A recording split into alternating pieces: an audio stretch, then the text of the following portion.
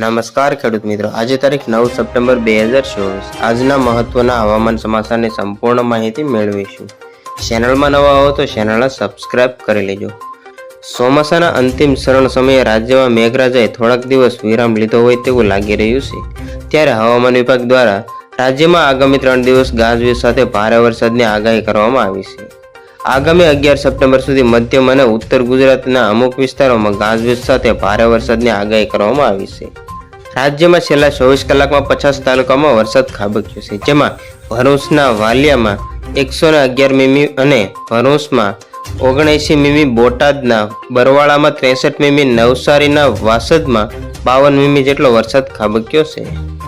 રાજ્યમાં થોડા દિવસ વિરામ બાદ મેઘરાજા વરસાદના મૂડમાં છે, ત્યારે આગામી દિવસોમાં ઉત્તર ગુજરાતના કેટલાક વિસ્તારોમાં ગાજવીજ સાથે ભારે વરસાદની આગાહી કરવામાં આવી છે.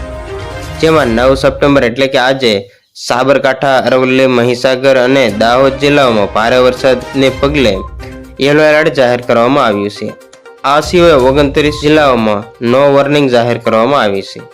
જ્યારે 10 સપ્ટેમ્બર બનાસકાંઠા, સાબરકાંઠા, અરવલ્લી, મહીસાગર, દાહોદ જિલ્લાના છૂટાછવાયા સ્થળોએ ભારે વરસાદને પગલે યલો એલર્ટ જાહેર કરવામાં આવ્યું છે. રાજ્યમાં છેલ્લા કેટલાક દિવસથી વરસાદી માહોલ શાંત છે, ત્યારે હવામાન વિભાગ દ્વારા રાજ્યમાં 11 સપ્ટેમ્બર સુધી મધ્યમ અને ઉત્તર ગુજરાતના વિસ્તારોમાં ભારે વરસાદની આગાહી કરવામાં આવી છે. જેમાં 11 સપ્ટેમ્બરે સાબરકાંઠા, અરવલ્લી, મહીસાગર, દાહોદ અને છોટાઉદેપુર જિલ્લાઓમાં ભારે વરસાદને પગલે યલો એલર્ટ જાહેર કરવામાં આવ્યું છે. તો બસ આજની તે આટલી જ અપડેટ. ફરી મળીશું નવી અપડેટ સાથે. ત્યાં સુધી બન્યા રહેજો ખેડૂત ખબર યુટ્યુબ ચેનલમાં.